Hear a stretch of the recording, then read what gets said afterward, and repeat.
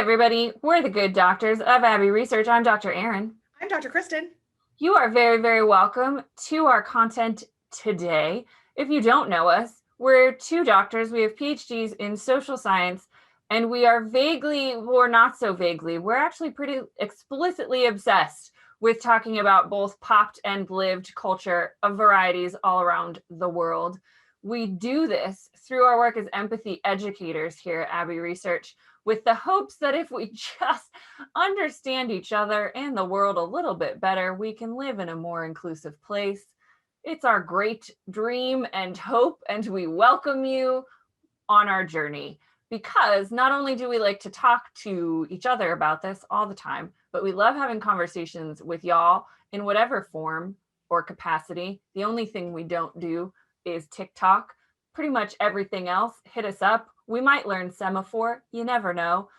Make sure you comment, like, subscribe, and share. Engage in the conversation with your thoughts and feelings and questions. We love to hear from you. So make sure you do it so that we can keep the conversation going.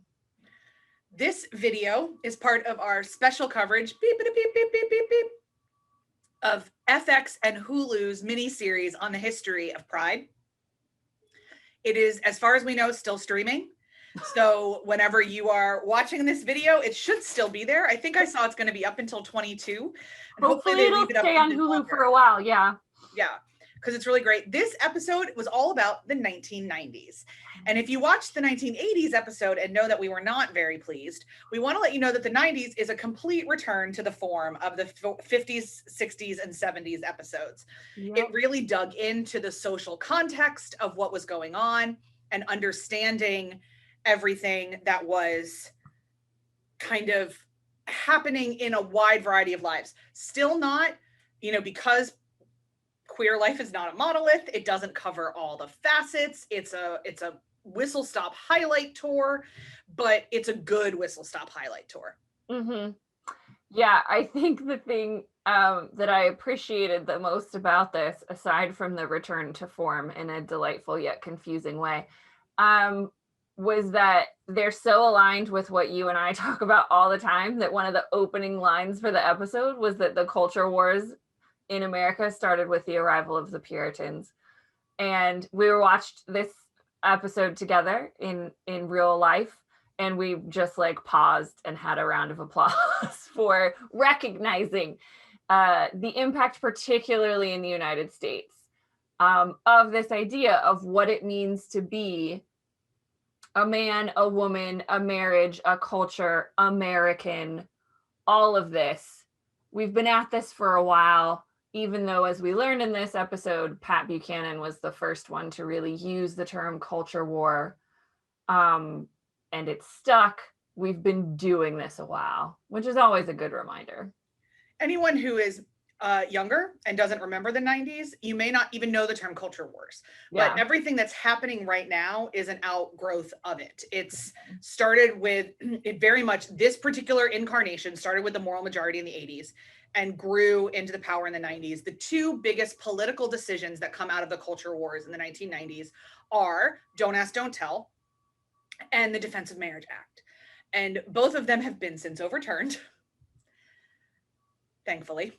But that period of time between the 90s and one was overturned in 12, the other one was 13 or 14. So a chunk of time was a very specifically controlled existence, for legal existence for queer folk serving in the military or looking to live in marriages. Yeah. The other thing that it talked about in this episode that we got hints of in episode 4 as well, but we need to do a lot more work on, and we're looking to find a documentary, if anyone has recommendations, on what ballroom is. Yes. Versus drag. It appears to be predominant or to be bigger in communities of color, but we don't know. We're going to put a pin in that. If you guys have resources, hit us up. We're going to do some more digging. We might do a hottish take if we find a... And we know Paris is Burning. Yes. What we're looking for, and Paris is Burning is wonderful. if you've got something besides Paris is Burning that talks more about the sociology of how these things have evolved, Paris is Burning is a great snapshot in time. Yeah. But if we've got some other stuff, we'd love to hear it. We'd love to hear it, and keep an eye out on our content coverage, because I guarantee you when we find something more to talk about ballroom, we will. But I think aside from learning more things I didn't like about Bill Clinton, the undeification of him is continual and necessary. Yeah, and we were talking about it every Sunday night. My brother comes over for dinner now that it's the after times. And he was over this past Sunday and we were talking about this. And my mom was talking about it. And, you know, she was a single mom with 2 kids under 15 when Bill Clinton was elected. But she remembers feeling so relieved in her mind because of, you know, 8 years of Reagan, 4 years of Bush, that then she kind of tapped out in the Clinton years, which I think a lot of people did. And I think we tend to do that depending on your political ideology either way, when the ideology you more resonate with comes to power. And this is a good reminder that we still have to hold people accountable. And a lot of folks in this episode talk about how hopeful they felt about Clinton and his stated beliefs on marriage, equal marriage, his stated beliefs on AIDS research and discrimination and all this kind of stuff, and then the reality of what actually happened. So that was an important reminder. But I think the other thing that I got, I was just looking at my notes here, was that what this documentary does so well in every episode, except maybe the 80s, but even then I think it did, was show that, you know, the LGBTQ plus movements is a lot about inclusivity and acceptance. But just like every movement and every group of humans, they suffer from the same intersecting oppressions and prejudices and systems as any other movement. Yep. So they're not perfect. They're not accepting. There wasn't a lot of space for Black and brown bodies in the queer movement for a long time. And the way we don't get any real conversation about Asian bodies or Indigenous bodies. Yeah. And it's no, not at all in this documentary. There's no discussion of Two-Spirit folks, which I realized now when you brought it up. But we tend to view it as a place where people aren't marginalized. And some of that is because of the Michael Mustos of the world. Yeah. Who paint it as this utopia, because for them it was. And that's beautiful. But in the same way that, like, I have friends that talk about Notre Dame University as though it is actual heaven on earth. And mazel if it was for them, but I know a lot of other people that hated it. So it's every time a movement becomes an institution, which, by the way, Pride frequently actually is, it does this. People experience it differently. Yeah. And I think the more we can acknowledge that, the more we take off rose-tinted glasses when we're looking at any movement or any collection of humans and look at them honestly, the better we will be for understanding the evolution of the movement and how we've got to where we are with queer folks and queer rights and representation and acceptance, and where we have to go. And, you know, nobody benefits from whitewashing or from, you know, rainbow tinting everything to say it was all lovely, when it wasn't. Because, you know, none of us are free until all of us are free means we have to be willing to be critical of the places we come from. So fair dues, Pride folks at FX Hulu, for being honest about it. But I think the thing that stuck with both of us was the final quote about who wins the culture war. And I actually typed it down because we hit pause after the episode and sat with this quote for a minute. So the question asked to one of the speakers was, who will win the culture war? And she replied, "We will, and then we will go back to our lives and they will come back at us with knives in the dark, because their ideology is that fierce and that frail, they cannot let us be." I think that's really true. for a host of reasons, which And is not just for queer folks, but for a lot of marginalized folks. a lot of marginalized folks. Yeah. Power that is built upon a need for control will always be afraid of losing that control. And so it will act accordingly. Yeah. The thing I appreciated the most about this episode was the inclusion of a faith voice for the first time. And that's right. That was brought up in a positive light, because as much as especially evangelical American Christianity has to answer for in this space, there are lots and lots and lots and lots of very wise and very inclusive faith voices. And I was glad that we got one of them here.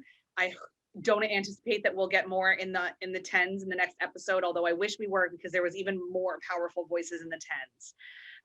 In terms of the integration of not just Christianity, but of all faiths and sexuality, and how do we move with that. That conversation got more and more burgeoning. I know, because I did a PhD on it. So it would be really nice if we got some more voices. I'm not holding my breath though, because in terms of a queer conversation, faith voices will probably remain marginalized for a little while longer, because of the trauma that pieces of faith communities have caused. And the rest of us are frequently held accountable for the actions of others, which is how it always works in groups. And my particular group in this is no different. Yeah, and I think it's because as the non-faith person on this video, because the hateful elements of evangelical Christianity, the judging ones, those were the ones that took up all the airspace and got all the publicity. And so it's easy. It's an easy comparison to make. We like things to be black and white in a lot of spaces. We like there to be good and evil. It suits the way we think of things narratively. So it's very sad to me, and I know for you, that there's not a lot of space still to complicate that narrative, but understandably so, because of the level of pain and trauma. But I think that, the James Dobsons and the Pat Robertsons take up all the air in these conversations, and they don't leave a lot of space for folks of faith who care a lot about a lot of people, queer and otherwise, and have done a lot of good things. So if they don't cover it on the Pride docuseries, Dr. Kristen will be referencing and talking about it, because it is important. It is a hugely important part of this conversation, and one that we don't talk about, because we have this false perception that the two cannot coexist, when in fact they have for a very long time. Yeah, I mean, there were queer folks forever. And so with Jesus? Jesus probably knew queer folks. So who knows? So, I mean, if we really want to do it, Jesus was probably asexual. So let's go there. Mean, if we're categorizing if people. We're going to label people, if we need to do that, although Sue Monk Kidd has just written this fascinating book. This is a total tangent, but a fascinating book on a potential spouse of Christ that's really, really interesting, called The Book of Longings, that I have a lot of faith friends that have read and have been, have found it very wise and very engrossing. I have not read it myself yet, but anyway, any whoozle whatsits. I did appreciate the inclusion, especially of a faith voice of color. It was the dean of Union Seminary, and whose name is escaping me right now, because I keep wanting to say Jackie Lewis, but that's not it. I can see her face. I can see her face. And I don't take notes because I'm a chaos monster. So I don't. I'm checking my notes. I don't think I wrote it down. But it was a very calm and rational and loving voice in the midst of this episode was full of a lot of pain. Yeah. And it was, I mean, a pastoral voice coming from a pastor. And I, again, don't think we will, but I would love to hear about Jewish queer voices, and Muslim queer voices, and Hindu queer voices. And I know we won't. And so it will be a constant pet project of mine to continue to find those, because faith intersects the human spectrum as widely as sexuality does. And just like as widely as almost everything does, as widely as gender does, as widely as ability levels do. We also, another group left out of this series of documentaries so far has been disabled queer folks. Disabled queer folks, yeah. And so there's, what it is doing a great job. But we need to say it is largely telling the story of Black queer folks and white queer folks and how they've experienced the last 60 years. Mm-hmm. And that was pretty clear in the 90s, especially. Yeah. So, friends at FX and Hulu, if you're watching this, it sounds like you have a whole heck of a lot of material to cover next year during season 2. Be great. That would be great. But well, no matter if they renew it for season 2 or not, we've got one more episode with you. And so we'll see you next week for our coverage of the 2010s, which is called, the 2000s, sorry. The 2000s called Y2 Gay. Y2 Gay. Love a pun.